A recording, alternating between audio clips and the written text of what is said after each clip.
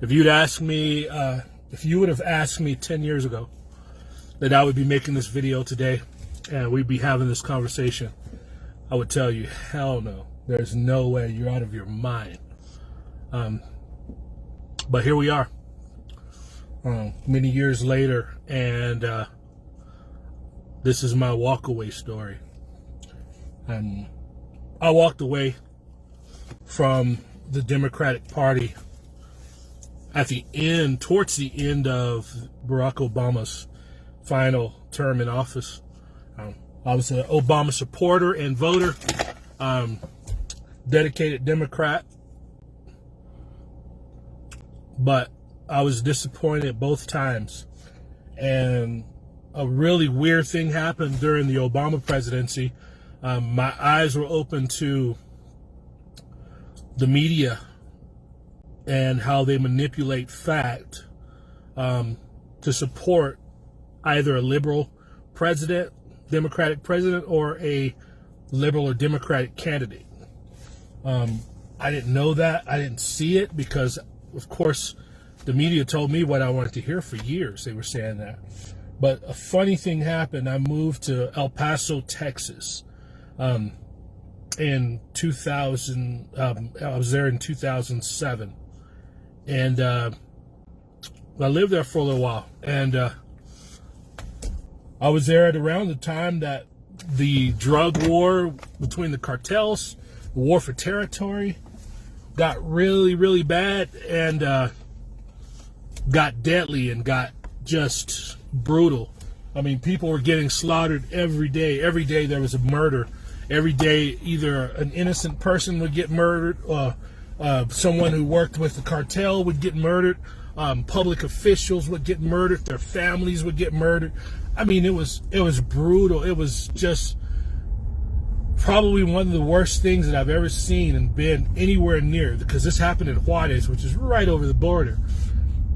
In fact, if I went to my balcony in the townhouse, if I went to the balcony in the place that I was staying in, and it was, you know, we lived in the part on the west side of El Paso. It was real nice neighborhoods, but we lived in the part where you could overlook Mexico. You could see Juarez, and you can see, I mean, a good part of the city from the vantage point that I had. And what me and my buddies would do, we would drink beers and sit on the balcony, and around 11 o'clock, 12 o'clock at night, sure enough, you would see rapid machine gun fire going across the skies, you know, far off in the distance in Juarez. Every morning you'd wake up and you see stories of people getting killed, tortured, beheaded, hung. I mean, all these things were done publicly. All these things were done. The bodies weren't being hidden. They were very much exposed. Messages were being sent. I mean, they would have bodies on bridges, hanging from bridges with the message. They would assassinate public officials and their families. I mean, it was just the worst thing that I had ever seen up until that point in my life. And the thing that really stood out to me was that, of course, we had the Mexican media. You know, we got the Mexican paper from Juarez called El Diario, but the American media completely ignored this, completely ignored what was going on. You would rarely hear a report. You know, I remember the month of May in 2008, I believe, 2007, being one of the most violent months in history in the city, where, you know, I think it was like 2,700 people were massacred, and nothing from the news, nothing from the American media. It was just an afterthought, if even a thought. And I always wondered about that. I would have friends, because we used to, you know, I'm from New Mexico, not Old Mexico, but New Mexico here in the U.S., and we used to go to Texas, and we used to go to El Paso or Las Cruces and cross the border and go to bars and go party because everything was cheap, or we'd go shopping, and couldn't do that anymore.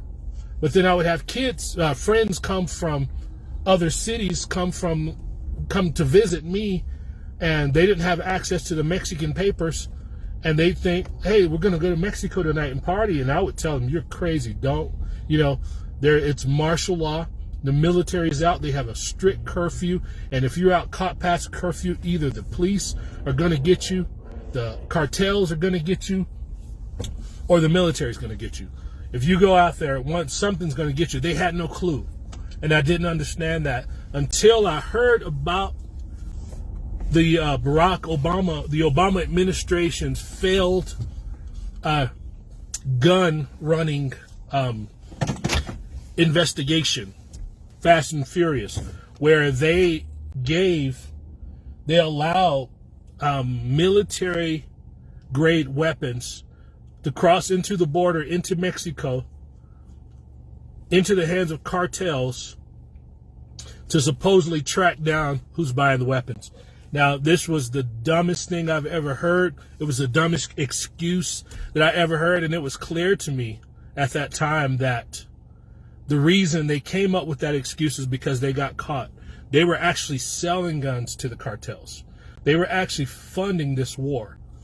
And there was one event when the cartel death squads went into a town and they just knocked on doors and literally just massacred people, massacred families that lived there, just brutally killed people. Nothing in the news about it.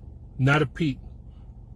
Nothing. And I realized from that the news was protecting Barack Obama's presidency. They were protecting them from the truth of what they had done. They were protecting them from people finding out that they were selling guns to the cartels, and these guns were killing, massacring. I'm sorry, I can't even say that right. It's so bad. But they were massacring thousands, tens of thousands of innocent Mexican citizens, families, men, women, children, elderly. Didn't matter.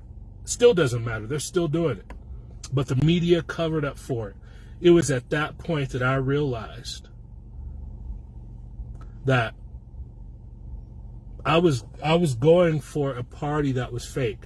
I was going for a party that had a hidden agenda, a hidden secret agenda, hidden government that people didn't know about, and the media covered it up. It was from there I started opening, my eyes were open, and I started to notice the way stories were being told, the way things and words were being manipulated to not blatantly lie about a story, but to suggest a different idea of the truth, and it was that time that I really was just sick. I didn't want to vote ever again for anybody. Everyone was evil. I couldn't believe that I was fooled. I couldn't believe how gullible people in this country are. I couldn't believe just that this has actually happened in my country that I love so much. And then along came Donald Trump. This guy, this crazy, loudmouth,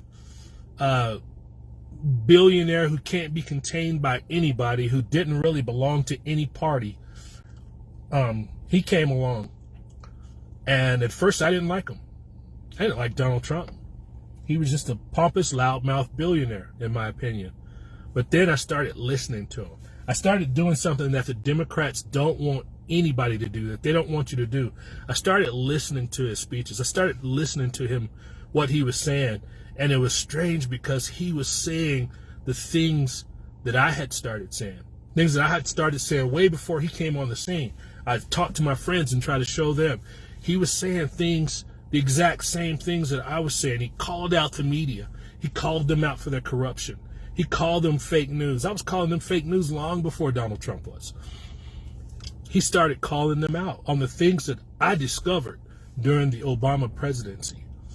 And that's when I was sold on Donald Trump. That's when I really started listening closely still to him, started listening to his ideas, things he said, campaign promises that he was making. And here we are. We're here. We're one hoax away from the next every year from the media. but it's expected because I know the media. I know what they do. And so every hoax, there was a Russia hoax.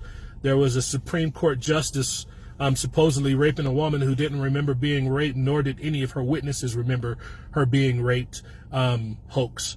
There was a not Supreme Court justice, but a woman who could accuse a Supreme Court justice who was a candidate for the Supreme Court. And then there was just many hoax after hoax. There was a porn star hoax that he slept with a porn star, and then he had someone threaten to kill her and her family, but not really threaten. Just something that they just pulled out of movies, pulled out of movie scripts. There was and then we had the most recent impeachment hoax. The Russia collusion hoax was first. They couldn't get anything out of that. 2-year investigation, nothing. And then we had the phone call whistleblower who doesn't exist that heard a phone call that they were blowing the whistle on that they didn't hear. They never actually heard transcripts of the phone call, actual phone call released from the president. Yet impeachment still went on. So we had the Ukraine whistleblower, fake whistleblower impeachment hoax. Now we have this terrible pandemic that is going on around the world, and now the media is doing a Trump caused the coronavirus around the world hoax. They say he knew, and because he knew and he didn't say anything in January, the whole world has the coronavirus because of Donald Trump. That's the new Democrat hoax. And it's so ridiculous that it's like they've run out of options. They have a guy who has dementia running for office and winning their party. I mean, this is how desperate they are. This is how desperate and how low they are. And in their desperation, they're throwing a Hail Mary pass. This whole Trump caused the coronavirus hoax is the Democrats' desperate attempt at a Hail Mary pass to get a guy who has dementia, amnesia, Parkinson's disease, and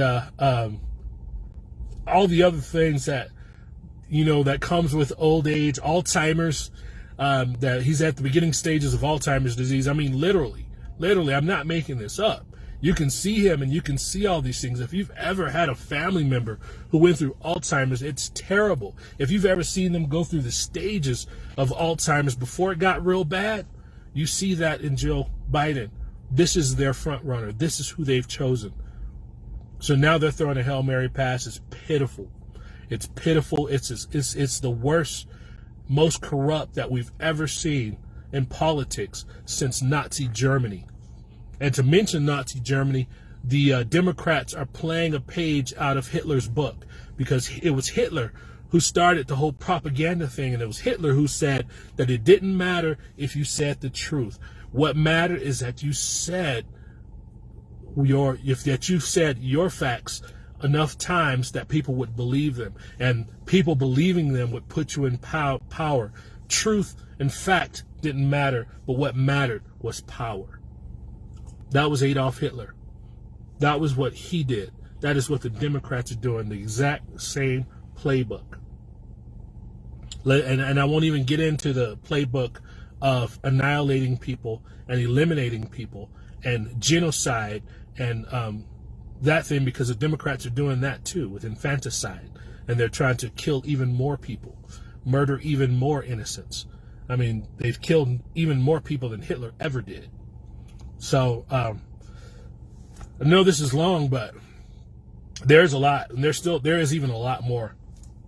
But this is my walkaway story.